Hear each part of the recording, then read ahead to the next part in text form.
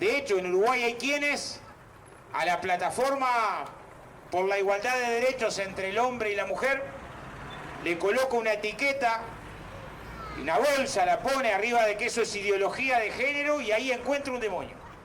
Y ataca cualquier movimiento que reivindique los derechos de la mujer.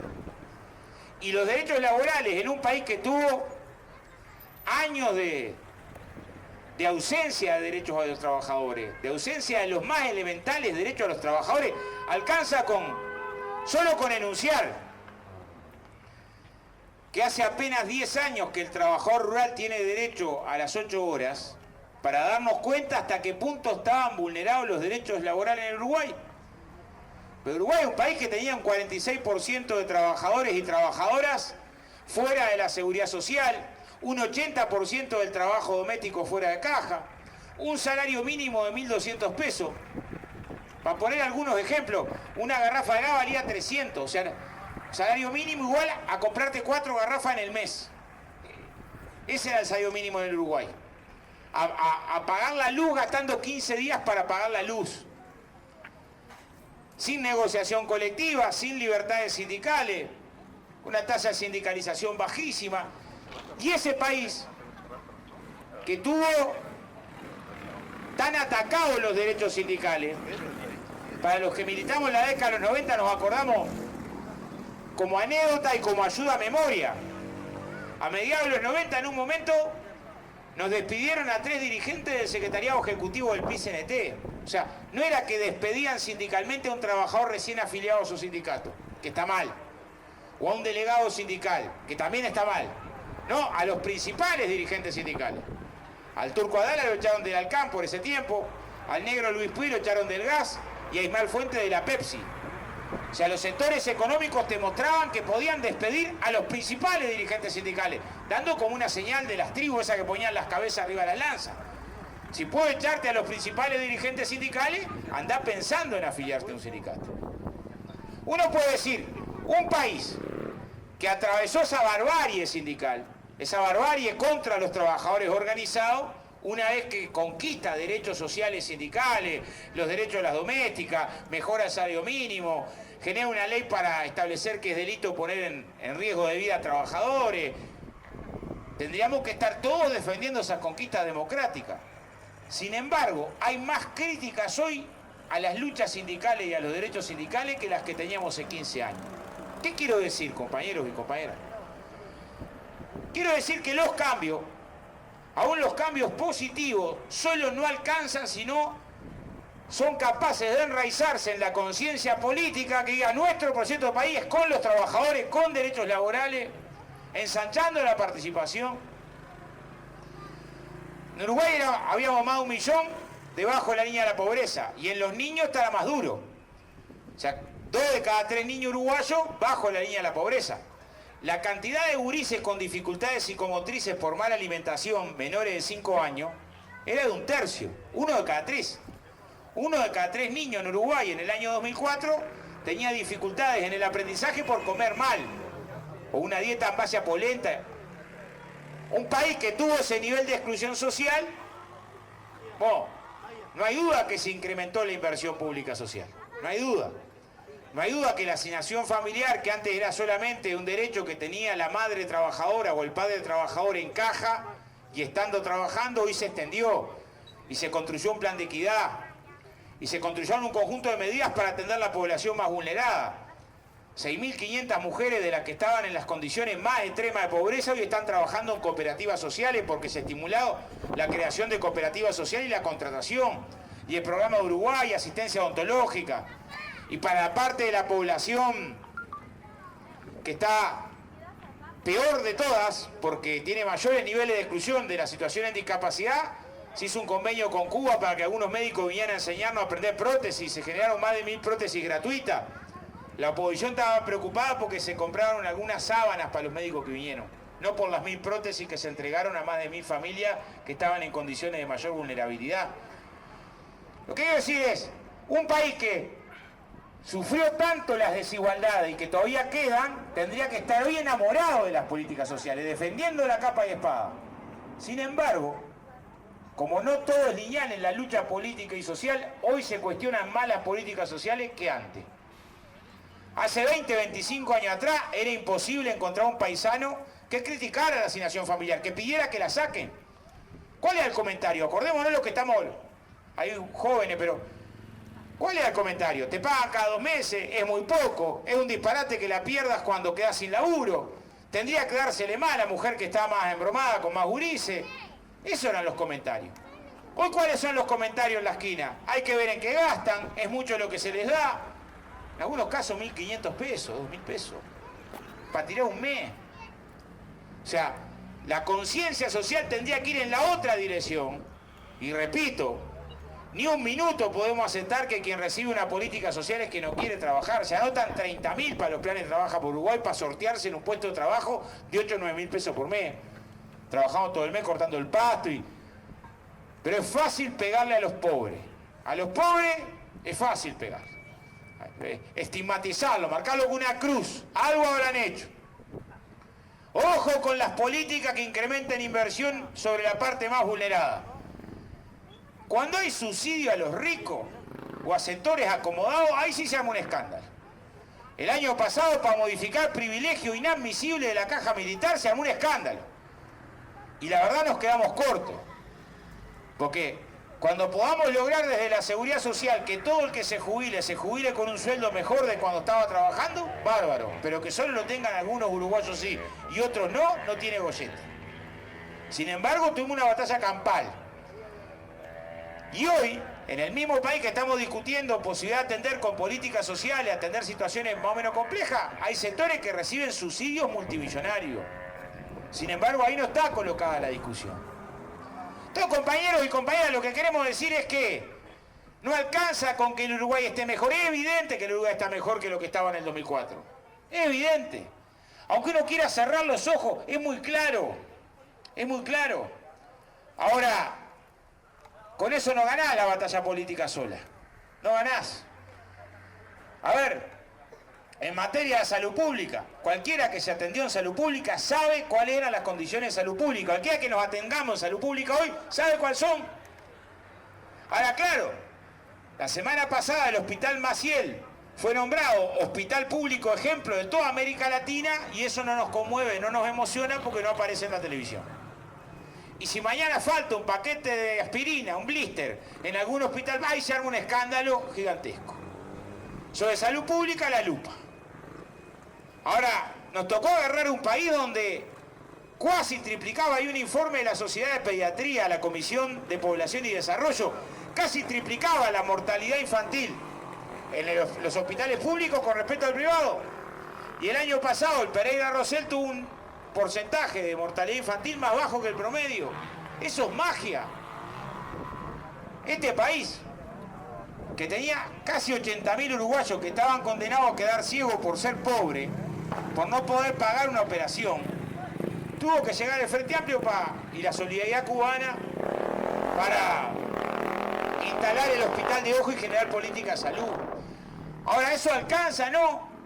Pero la lucha política es que pensemos en una de esas personas como que fuera nuestro padre, nuestro abuelo, nuestro tío o uno mismo, para darnos cuenta si importa o no las elecciones que van a dilucidar los futuros del país el último domingo de octubre. En Brasil más de 30 millones de brasileños no fueron a votar. No fueron a votar. Muchos eufóricos de que la política no les importa. Y no nos damos cuenta que la política no es quién va a ser ministro, suplente del ministro, chofer, secretario. No. La política es el plato de lentejas, la posibilidad de vivienda, la posibilidad de mejor o peor educación, de mejor o peor salud pública, de mejor o peor condiciones de trabajo. Porque hasta en el trabajo donde tenemos problemas, hay cerca de un 8% de desempleo, en torno a un 8%, es un tema que tiene que ser central. Y hay explicaciones generales, pero con las explicaciones generales no alcanza para el compañero o compañera que hoy está sin changa y está sufriendo el desempleo. Ahora, una cosa es que tengamos que exprimir desde el punto de vista de las propuestas medidas para generar puestos de trabajo. Y hay en el programa del Frente alguna iniciativa, desde el punto de vista de la inversión en vivienda, del cambio científico-tecnológico, el cambio de la matriz. Ahora, que se vengan a espantar del desempleo los que cuando fueron gobierno había un 20% de desempleo abierto, es un poco mucho. A ver, estamos preocupados por el tema del trabajo, pero hay 1,5 millones de trabajadores y trabajadoras registrados en el BPS. Y cuando gobernaba la oposición había poco más de 900.000. Entonces, lo que no puede pasar es que aparezcan con cara de distraído como el perro que está mirando la luna y nos digan, ¡ah, qué horrible lo que está pasando hoy! Porque además, el segundo argumento muy fuerte, que es que donde se aplicaron las políticas que ellos defienden, que las hizo Temer en Brasil, el desempleo se duplicó. Pasó de 6,5 a 13. O en la Argentina de Macri, donde hay de vuelta 1/3 de pobres y el salario real cayó 1/3 y el desempleo sigue avanzando. O sea, no es cierto que en los países donde se aplicaron las medidas, en este contexto regional complicado, más difícil, cayó el precio de las materias primas, menos inversión extranjera, más complicado, abandonando a la buena de Dios a buena parte de tu pueblo, recortando las políticas sociales, recortando los derechos, se resuelve algún problema. Al contrario, se multiplican los problemas. A esa parte de la discusión política. Por suerte, voceros de la oposición y de los sectores conservadores empiezan a decir lo que piensan. Entonces el presidente de la Cámara de Industria dice, bueno, si el que cobra 38.000 pesos cobraba la mitad, 19, capaz que pago a 2, 19 y tengo 2 trabajadores por lo que me salía 1. Maravilloso ese pensamiento. Maravilloso, y mañana págale 8. Y al otro mes 4. Maravilloso ese... Hay una lógica. Licandro dice, bueno, para construir puestos de trabajo hay que eliminar el salario mínimo. Pues parece que ganar 15.000 pesos fue una millonada. Fue un salario escandalosamente alto. Es como piensan, compañeros. O la calle Po diciendo, hagamos negociación colectiva por barrio, por zona, por empresa, que es lo mismo después por la vía de los hechos, que nadie negocia colectivamente. Porque se tiene que convocar a los albañiles de la construcción y resulta que hay 500 sueldos distintos, que terminan en un lugar distinto, categoría distinta, beneficio distinto, es muy difícil organizarlos para pelear juntos. Es evidente que si vos fragmentás en 50, 60 pedazos la negociación, después lo que queda es el actor sindical hecho fleco para poder negociar. No es nada nuevo, más viejo que el agujero del mate. Y después tenés una competencia por sector. Para que haya trabajo en esta zona y tenés que cobrar lo mismo que la zona más baja, para poder que haya laburo, aquel cobra menos, y después la otra competencia más abajo. Y es una lógica que algunos países la aplican con mucho entusiasmo. Es lo que la perspectiva económica del Paraguay. Paraguay, ¿qué sale a ofrecer? Mano de obra barata. Tengo la mano de obra más barata del Mercosur por distancia. Es récord Paraguay. La mitad de los trabajadores paraguayos no cobran el salario mínimo. La informalidad es brutal. Ofrece para que vengan las inversiones salarios de miseria. Tenemos que ser claros que esa es parte de la estrategia que tenemos enfrente. Y nosotros estamos trabajando una estrategia diferente, más complicada, sí, pero el cambio científico, tecnológico, innovación, tecnología, es lograr que la UTU haya pasado 1.000 y algo de estudiantes terciarios a cerca de 13.000 en poco tiempo. Es haber logrado que la universidad hoy tenga 60.000 estudiantes más, la mayoría en el interior. En el interior antes entraba 800 gurises por año, ahora 3.600, un esfuerzo enorme de descentralización universitaria. Es haber multiplicado las posibilidades del INEFO. ¿Alcanza? No alcanza aún.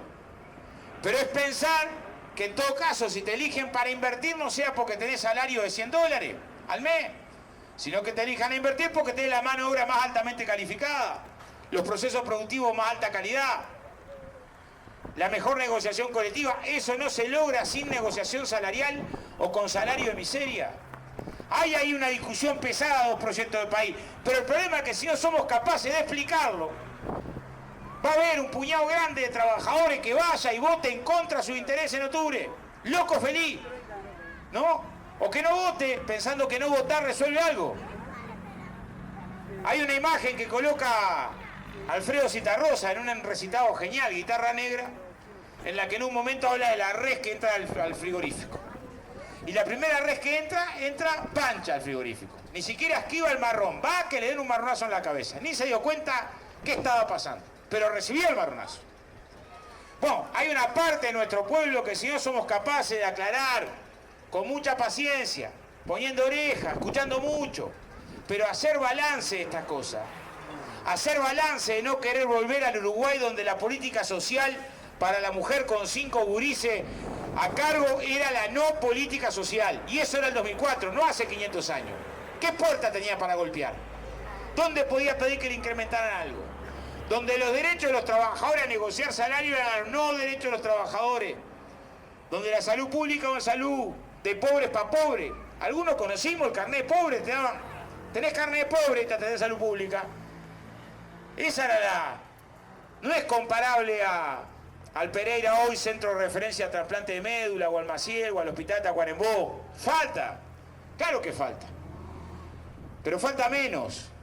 Y si falta menos es porque el pueblo uruguayo luchó 100 años para construir una alternativa política. Y construyó su unidad y una herramienta política de unidad para empezar a cambiar el país. Y eso en definitiva es lo que estamos defendiendo. Porque no se defienden colores solamente. O sea, claro, yo creo que en general los sectores conservadores tienen un aliado de fierro, que es la opinión que van inculcando en nuestra cabeza los medios de comunicación. Donde, por ejemplo, hoy cualquiera puede decir en una esquina, la educación está peor que nunca. Y punto, ¿eh? Sin más. Y vos tenés que ir de muy atrás explicando que no existió toda la vida el plan Ceibal, que es de ahora, como no existieron toda la vida estable para los jubilados, que no existió toda la vida el boleto estudiantil gratuito, y los que más perdíamos en el boleto estudiantil gratuito eran los más pobres. No tenías para sacar el abono, y se te complicaba, el liceo quedaba lejos, ya ahí abandonaba de arranque. No existió toda la vida la descentralización universitaria, los salarios de los docentes eran miserables, que Uruguay duplicó la producción científica. Que nos falta en materia educativa, claramente. Claramente. Es más, hoy tenemos algunas propuestas en materia educativa. Algunas. Nos parece que hay que trabajar, dado que la mayoría de los que abandonan el estudio secundario vienen de los sectores más humildes. Y claramente abandonan porque no tienen un mango muchas veces, salir a trabajar o cuidar a los hermanos. Hay que ver, el INEFO da una serie de becas. Son modestas, nadie se hace rico, 3.000 pesos. Ahora, con una beca modesta, logra que el porcentaje de gurises que reciben la beca y termina el ciclo es altísimo, arriba un 90%, de sectores muy humildes. Entonces, tenemos que darnos cuenta que ahí tenemos un problema, que no alcanza con que sea gratuita la educación si el gurí tiene que dejar para ir a la esquina al semáforo a limpiar vidrio, o salir a la changa antes de tiempo. En México se acaba de instalar un sistema de beca universal para toda secundaria. No sé si nos da el cuero para uno universal, pero por lo menos para un tercio de los estudiantes más vulnerados, seguro. Hay que poner la discusión arriba de la mesa. No solo desde el punto de vista técnico, de si son 15, 30 o 40 millones de dólares. No solo desde el punto de vista técnico, del punto de vista cultural. Porque si lograra el resultado de la beca y lo primero que tenés arriba de la mesa una crítica feroz de la propia gente que no entiende, o que critica, o que cuestiona, o que le parece mucho, que está mal, vamos a estar en problemas. Lo mismo con la inversión en investigación y desarrollo. Ahí tenemos un debe. CX hizo cosas, que la Agencia Nacional de Investigación, pero Uruguay, si quiere cambiar la matriz productiva, tiene que sangrar ahí, hacer un esfuerzo económico. Porque cómo se juega el futuro. Y si no es el Estado el que juega una apuesta importante en el cambio tecnológico lo hacen las corporaciones, desde las corporaciones y para las corporaciones. Y puede haber adelanto tecnológico, pero el resultado social muchas veces es de mayor desigualdad. Entonces, si nosotros pensamos, porque hablar de tecnología cualquiera puede hablar, tecnología, el Internet de las cosas, la robótica, está maravilloso, cualquiera puede hablar, no hace falta ser de izquierda o de derecha. Ahora, el problema es que si sos de izquierda, querés que el cambio tecnológico esté al servicio de la humanidad y no de una corporación. Esto implica armar escenario de diálogo social para decir, bueno, si con esta tecnología vas a producir más con menos gente, reducción de la jornada laboral. Los compañeros de la construcción saben. Hace 10 años pasamos a trabajar 44 horas en medio de una discusión de este tipo, bajando la jornada laboral, producto de los cambios tecnológicos en la industria. Ahora, si no hay una fuerza que represente los intereses de las mayorías discutiendo, bueno, vienen los cambios, pero una parte tiene que ir para la población, porque si no termina construyéndose exclusión social, parece que fuéramos de ojos cerrados. Inversión pública en materia de ciencia y tecnología, diálogo social, sistema integrado de formación profesional, a los efectos, con la UTU que tenés hoy, con el INEFO que tenés hoy, con la UTEC que antes no existía, y con la UDELAR decís, bueno, trabaja 6 horas, 2 horas se capacita, y seguía apostando a mano de obra altamente calificada. Ahora, si no hay una impronta de izquierda en este proceso que viene de transformaciones, seguramente se consolida un proyecto bajo el ritmo del mercado y terminemos como en Brasil con jornada 12 horas. Cambio tecnológico, jornada 12 horas. O sea, está en debate para dónde rumbeamos, del punto de vista económico, del punto de vista productivo, del punto de vista social. Y esa es una discusión, compañeros y compañeras, esencialmente política. ¿Por qué decíamos de compleja la elección de este año? En primer lugar, por lo que pasó en la región. Lo que pasó en la región te determina, te condiciona.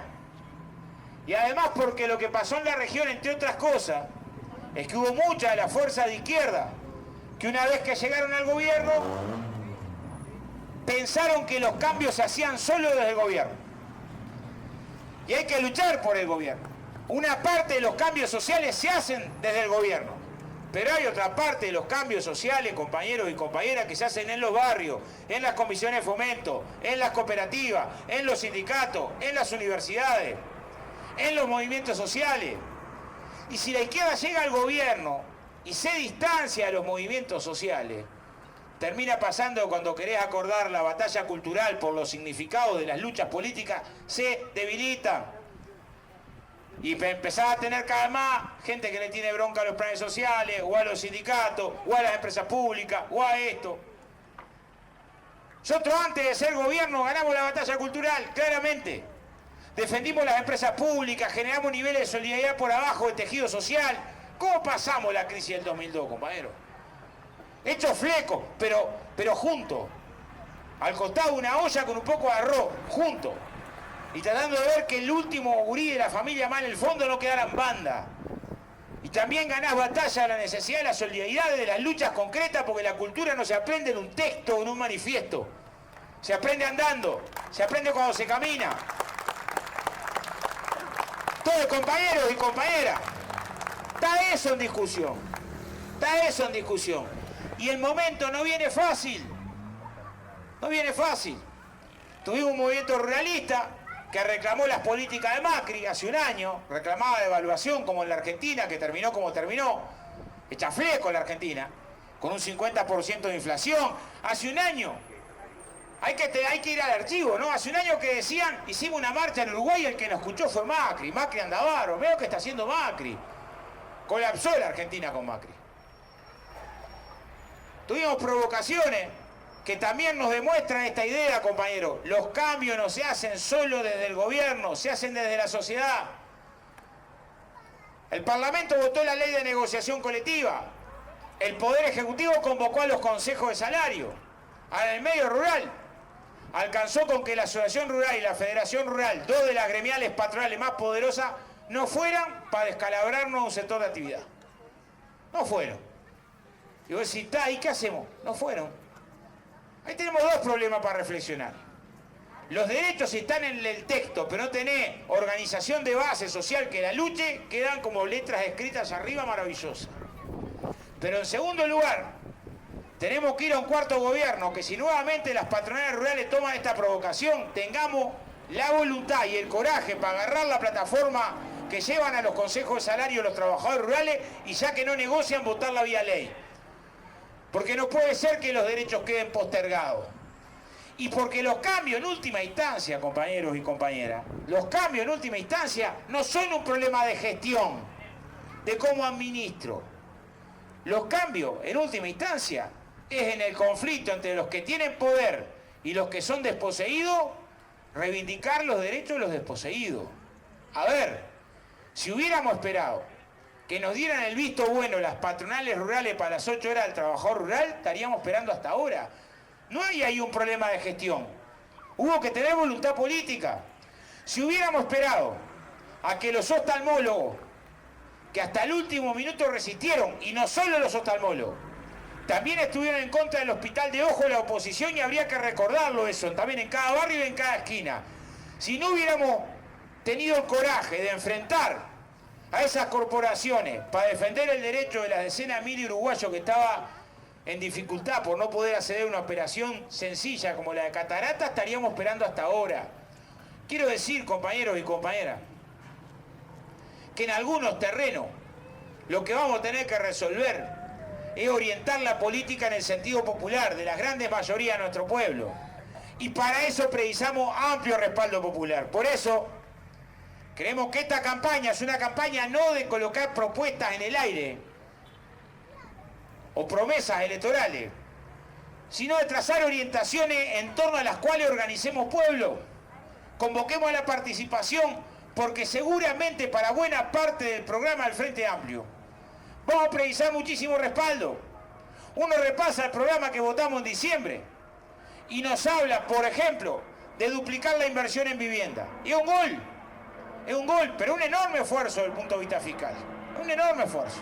Un esfuerzo justo. Porque la política de vivienda es transversal, y si vos resolviste mejor educación, mejor salud, pero vivir en un rancho costanero, vas a tener condiciones de exclusión. Muy dura. Pero además, el programa plantea pelear por el derecho a la ciudad. Y está bien. Montevideo se sigue vaciando para la periferia. Va quedando... Hay zonas céntricas con todos los servicios, donde no tendrías que invertir ni en saneamiento, ni en nada, ni en escuela, ni en hospital, ni en nada, que van quedando vacías. Ese es un fenómeno latinoamericano, llama gentrificación, pero no entiende nadie el nombre, así que crisis urbana, expulsar al pobre para afuera, al sector medio para afuera. ¿Para qué? Porque vale mucho más el metro cuadrado cuando un barrio se transforma en barrio selecto, en barrio high, o en barrio privado. Vale mucho más lo que construí ahí. Entonces hay poderosos sectores inmobiliarios que les importa eso. Posito, en una época, era un barrio obrero. Y con la década, los años, se fue expulsando gente para afuera, y obreros quedaron los de la construcción haciendo las casas o la doméstica. Después, muy poco. Se genera un componente de exclusión. Entonces, si vamos a resolver el tema de la vivienda, que no es solamente más plata, pero es también más plata, si no es combatir la especulación, disputar el suelo urbano, generar cartera de suelo urbano para cooperativas, para que entren trabajadores, para construir integración social, entender que desde ahí hay un problema de la seguridad. Eso requiere mucha voluntad política, porque vas a enfrentarte a sectores poderosos, que cuando les pongas sanciones porque especulan con la vivienda o con el suelo, y tranques para el lado del derecho, va a tener lío.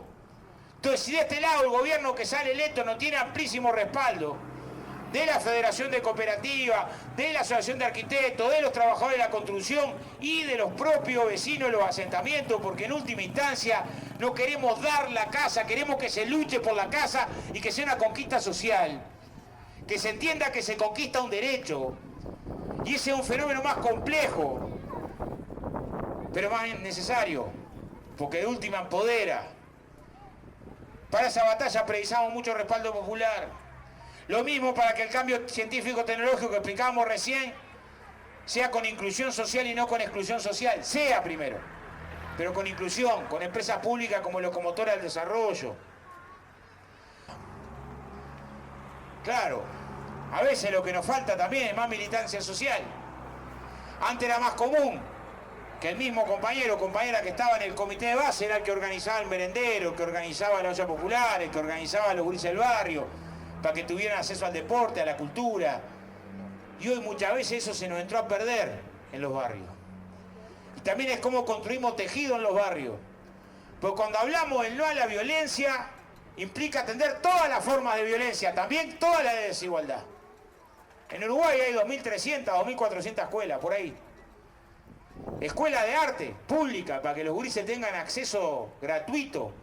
Gratuito a aprender teatro, gratuito a aprender guitarra, gratuito a aprender instrumentos que quieran. Hay 22. 1 cada 100 tiene acceso gratuito. Y uno puede decir, ¿pero qué tiene que ver esto con la violencia? Muchísimo, compadre. Muchísimo. Si vos ves los países que más pudieron avanzar en menos violencia, son los que más acceso a la cultura lograron. Y se ahorraron pila ahí. Y nosotros que tenemos experiencia en los barrios, muchas veces cuando instalado un taller de artes marciales o de teatro en el barrio, se los está sacando al narco de las manos a los gurises. Y ahí se juega una parte del partido. No más tarde, no después. También se juega después, pero ya más difícil. Pero también implica cómo construir tejido social en toda la línea. Mirar todas las formas de violencia. Más de 30.000 denuncias hubo el año pasado por violencia de género. ¿Alguien piensa que eso se resuelve militarizando el país? ¿O es que tenemos problemas más complejos, más importantes? Está claro que el día que roban a un vecino, la solidaridad no está con el vecino que roban. Está claro. Está claro. Pero hay que entender los fenómenos mayor complejidad, porque muchos tienen mayor complejidad. Entonces, compañeros y compañeras, estamos desafiados este año. ¿A qué? A que una lucha de más de un siglo de trabajadores, de estudiantes, de militantes de la cultura, por construir una perspectiva de justicia social que en un momento fundó esta herramienta de unidad de la izquierda, que soportó lo que soportó, esté a la altura de las circunstancias en un momento histórico, el más importante de todos. Porque la batalla de octubre no es solamente para los destinos nacionales, no. Es que en medio de una ofensiva brutal de la derecha en el continente, con Piñera en Chile, seamos capaces de encender una lucecita de esperanza y también simultáneamente le estemos dando a los pueblos que están luchando por sacarse esas políticas de arriba, que no están afuera. Yo sé, compañero y compañera, que cuando vas a hablar de esto y decís, mirá Brasil, Argentina, te dicen, ¿yo qué tengo que ver? Ahora habría que preguntarle a los compañeros del frigorífico Pool de Cerro Largo, que hoy están parados, el mismo año en que hubo récord de exportación de carne, porque una multinacional brasilera, como es la multinacional Minerva, que es dueña del Carrasco, del Canelones y del Pool, les plantea rebaja salarial el mismo año que tiene récord de venta. Digo, ¿sí, pero cómo? Bueno, tiene la mitad de la faena en Paraguay y paga $100 por mes. Ese es el modelo que nos quieren imponer. Como que no queda otra. Y si nosotros no somos capaces de este lado de defender un modelo que sea con derecho, con desarrollo, con justicia social, con democracia, nuevamente nos van a vender el verso de que tengamos que apretarnos el cinturón, esperar que crezca la economía, para que un día que crezca la economía capaz se derrama algo. Y van a pasar los años y los años y los años y van a estar mirando, esperando que algún día se derrame algo. Esa es la discusión política que está de fondo, compañeros y compañeras. Hay un puñado de militantes del Frente Amplio que el año pasado, en medio de esta discusión de la importancia estratégica y demás, que repito, no es un problema, nosotros tenemos que tener la mayor sustentabilidad técnica de las propuestas, los mejores técnicos para resolver los problemas, sí. Pero los problemas que tiene el Uruguay no son técnicos, son políticos. Hay derechos conquistados por amplia mayoría que hoy están en cuestión. Y la actitud de defensa de esos derechos es una actitud política y metodológica. De firmeza política y metodológica, de tratar de hundir a la izquierda en sus raíces, en su base social, en los movimientos populares. Después que nos derrotan, compañero, hay que ver Brasil ahora, un lloradero. Después que nos derrotan salen las intelectuales, mirá, ahora nos derrotaron y tendríamos que haber prestado más atención a la base social, tendríamos que haber jerarquizado el papel del movimiento popular, tendríamos que haber no descuidado la batalla cultural. Después de la derrota aprendemos a veces. Nosotros tenemos que aprender para lograr la victoria. Es otra la perspectiva que tenemos hoy. Tratar de resolver algunos problemas que tienen que ver con relacionar la izquierda a los movimientos populares. Dignidad, queremos que se nos respete como trabajadores. Esas cosas no las toleran. Que el trabajador por abajo se organice, que aparezcan horas extras en el recibo del trabajador rural, no toleran. No toleran que la trabajadora doméstica, que antes la arreglaban con una sidra berreta, a fin de año la tienen que pagar el aguinaldo, no toleran. Y si no toleran eso, se brotan cuando ven que un albañil puede llegar a ser candidato a la presidencia, porque no toleran que militantes que vengan desde abajo, no soportan. Ellos siguen pensando en una mentalidad muy rancia, muy aristocrática, donde dicen el obrero de la construcción, el rural y la doméstica pueden servir para todo, pero para nada importante, ¿eh? Muy de nariz respingada. Sí. Es una cuestión de piel. Pero bueno, nosotros sabíamos esto. Sabíamos que si abríamos esta cancha iba a haber Bueno, preparémonos esta campaña. Durante toda la campaña vamos a escuchar que ojo con que gane el frente, que vamos a transformar el Uruguay en Venezuela. Lo vamos a escuchar. Pero hace 14 años estamos gobernando. ¿Por qué no lo hubiéramos transformado ya? Y lo que tenemos que explicarle a la gente, que lo más probable que si ganan ellos se transforme el Uruguay en lo que es Macri en la Argentina, un desastre desde el punto de vista económico, desde el punto de vista social, de las desigualdades, de la violencia contra los movimientos populares. Y aunque vengan del siglo pasado, siguen levantando cucos, el miedo. Guarda si ganan esto. Pero toda la vida fue así. En el 71, que íbamos a llevar los gurises para Rusia. Más adelante que para Cuba, ahora Venezuela. Me pasó en el Chuique, en una entrevista me dice, Andrade, si ganan usted que es comunista, instalará el comunismo el 1 de marzo. Digo, no, espero un par de semanas para que la gente se adapte, porque son mágicos.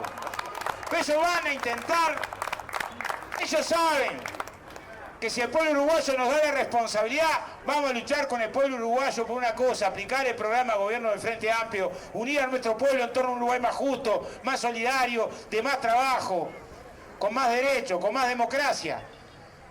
¿Por qué es democracia cuando votás y vamos a defender la muerte? Pero también es democracia que no haya gurises en pata, que no haya enfermos sin medicina. También es democracia ampliar derechos. Es un puñado de compañeros que definió esto, que entendía que era importante para articular lo político y lo social y colocar estos temas en el debate, asumir esta changa. La estamos asumiendo con enorme responsabilidad, con mucho trille, sin un peso.